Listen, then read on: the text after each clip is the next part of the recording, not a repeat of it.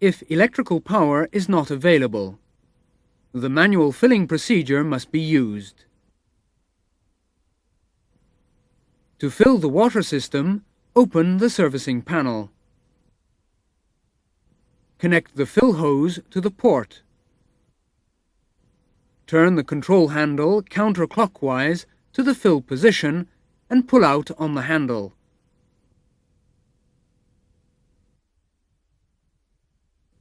Turn on the water pump on the truck. When the tank is full, the water comes out by the overflow port. Manually push the control handle back in its neutral position. Turn off the pump on the truck. Disconnect the hose.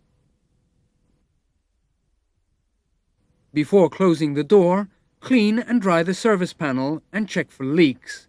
Then, close the access door.